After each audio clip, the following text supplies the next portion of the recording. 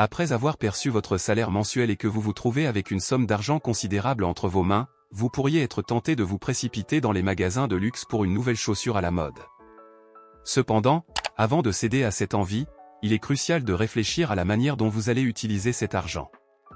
Vous savez sans doute que la gestion financière prudente est la clé pour accéder à la richesse ou à l'indépendance financière. Mais que signifie concrètement cette gestion financière prudente? En réalité, cela implique de savoir utiliser judicieusement votre salaire.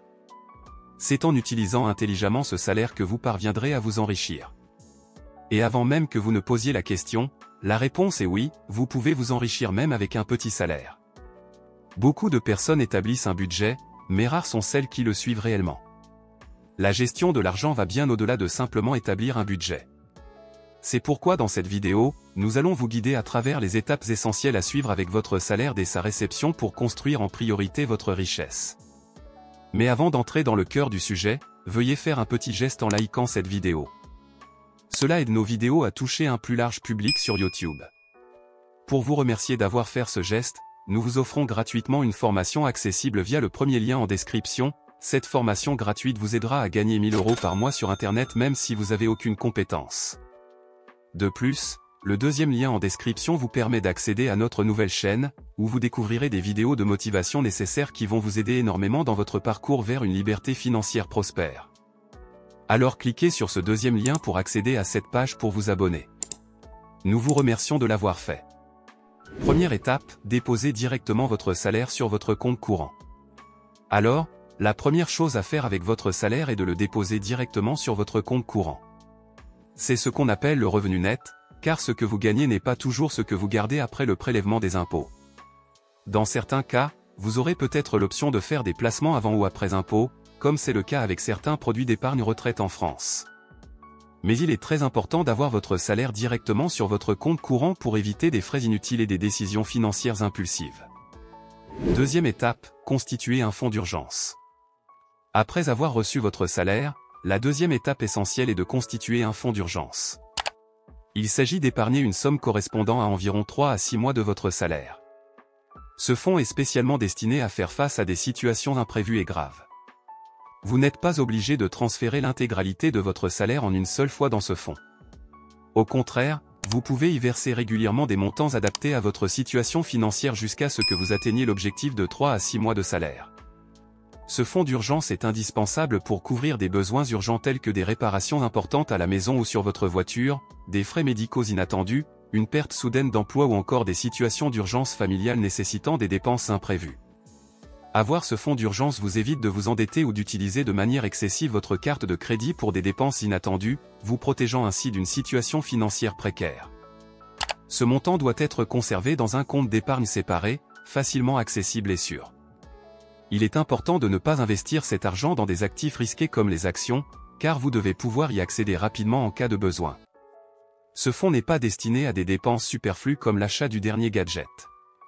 Si vous n'avez pas encore mis en place un compte d'épargne dédié ou constitué de fonds d'urgence, il est grand temps de le faire.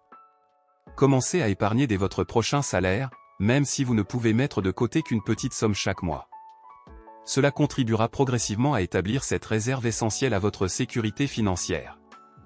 Troisième étape, remboursez vos dettes. La troisième étape, une fois que vous avez perçu votre salaire, consiste à rembourser vos dettes. On comprend que personne n'aime vraiment payer ses dettes, mais soyez-en sûrs, plus vous les remboursez rapidement, plus vous pourrez être libéré et utiliser cet argent pour d'autres choses. En accélérant le remboursement, vous réalisez des économies sur les intérêts.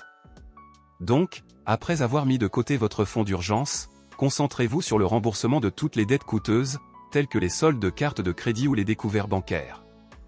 Ces dettes, avec des taux d'intérêt un peu élevés de 15, 16 ou 17%, sont extrêmement coûteuses et nuisent à votre richesse. En les remboursant, vous empêchez les institutions financières de profiter de votre situation et vous préservez votre patrimoine.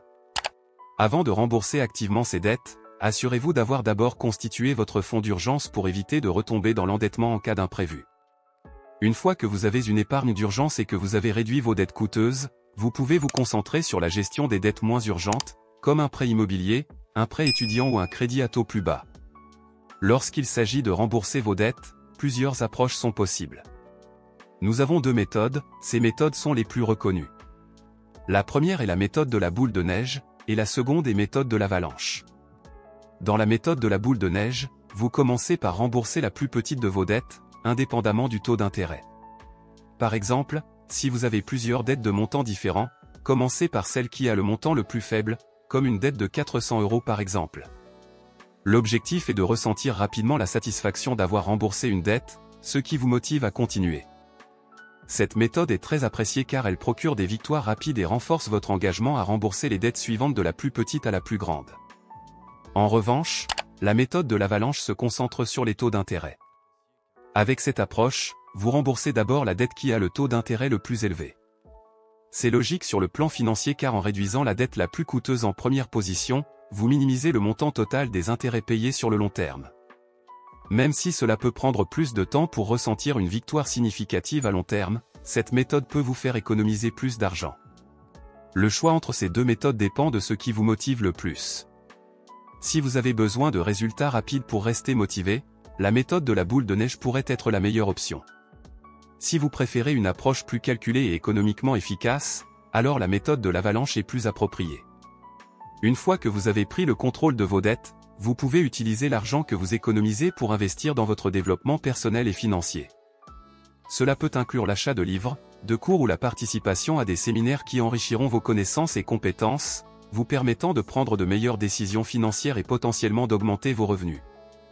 Quatrième étape, multipliez votre argent. Maintenant, une fois que vous avez remboursé vos dettes et constitué un fonds d'urgence, l'étape suivante consiste à multiplier votre argent. On attend par multiplier votre argent ici par investissez votre argent. Cette étape consiste à investir 15% de votre revenu. Donc, chaque fois que vous recevez votre salaire et que vous mettez de côté une somme pour les urgences et vos dettes, vous devez ensuite prélever une somme sur votre revenu, disons 15% de votre revenu net, pour l'investir. Plus concrètement, cela signifie que pour chaque 100 € gagnés, 15 € devraient aller dans un compte d'investissement. Il existe différentes manières d'investir cet argent selon votre tolérance au risque. Par exemple, vous pourriez ouvrir un compte séparé dans votre banque où 15% de votre salaire serait automatiquement transféré à chaque paiement. L'objectif est de faire en sorte que l'argent de votre compte d'investissement contribue à construire votre patrimoine et à financer des achats impulsifs. Une chose importante à noter est que si vous mettez de côté votre fonds d'urgence et que vous n'avez plus de dettes, vous pouvez toujours investir davantage car les deux dépenses précédentes seront annulées. Il est essentiel de bien vous informer sur les investissements en fonction de votre profil de risque.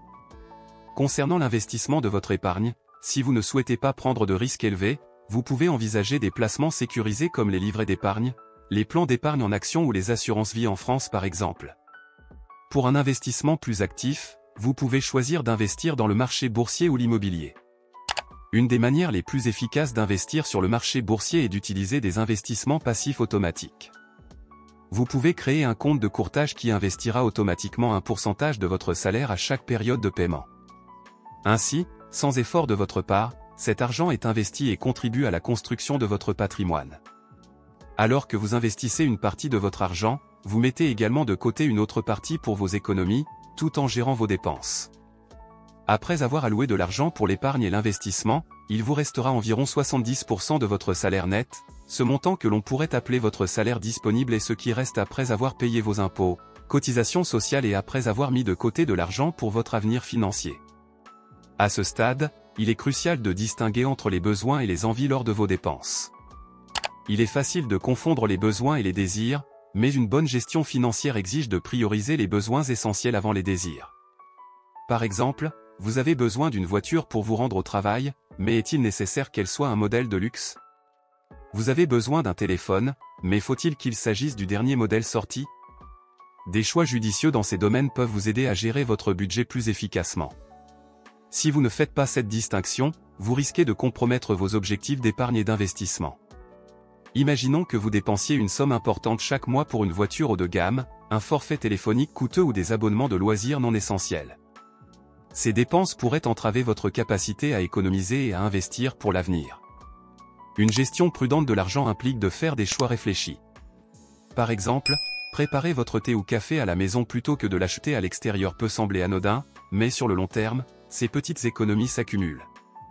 Si vous achetiez un thé de qualité dans un salon de thé, cela vous coûterait probablement plusieurs euros, alors que le préparer chez vous ne vous coûterait que quelques centimes. Une fois que vous avez pris en charge vos dettes et établi un fonds d'urgence, utilisez judicieusement le reste de votre salaire. Investissez, épargnez et dépensez avec discernement. En faisant des choix avisés, vous pouvez non seulement répondre à vos besoins actuels, mais aussi bâtir un avenir financier solide.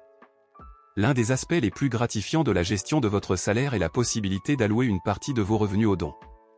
Avoir une petite somme réservée pour aider les autres est non seulement une preuve de générosité, mais aussi un élément essentiel d'une vie financièrement responsable et équilibrée. Aider les autres, que ce soit à travers des dons à des associations caritatives, à des projets communautaires, ou même à des personnes dans le besoin, est fondamental pour plusieurs raisons. Tout d'abord, cela renforce le sentiment de connexion et de solidarité au sein de la communauté. Chaque euro que vous donnez peut avoir un impact significatif sur la vie de quelqu'un d'autre, apportant soutien et espoir là où c'est le plus nécessaire. De plus, donner aux autres peut s'avérer incroyablement enrichissant sur le plan personnel. Cela apporte une satisfaction profonde et un sentiment d'accomplissement, sachant que vous avez joué un rôle, même si c'est un petit geste, dans l'amélioration du monde autour de vous.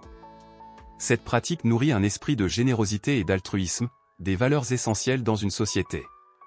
Par ailleurs, mettre de côté une somme pour les dons est aussi un excellent moyen de développer votre conscience financière.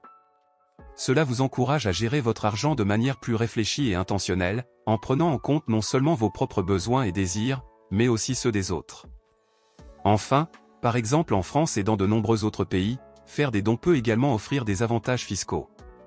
Les contributions à des œuvres caritatives sont souvent déductibles des impôts, ce qui peut alléger votre charge fiscale tout en faisant une bonne action. Il existe de nombreuses stratégies pour accroître vos revenus, mais la clé est de bien comprendre comment vous utilisez votre argent pour maximiser son potentiel.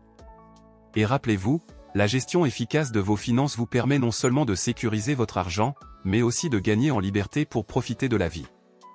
Si vous souhaitez approfondir ces sujets, n'hésitez pas de cliquer sur la vidéo qui s'affiche à l'écran pour la regarder. Cette vidéo de Jim Rohn va grandement vous aider à gérer vos revenus d'une manière plus simple et claire. À très bientôt dans une nouvelle vidéo.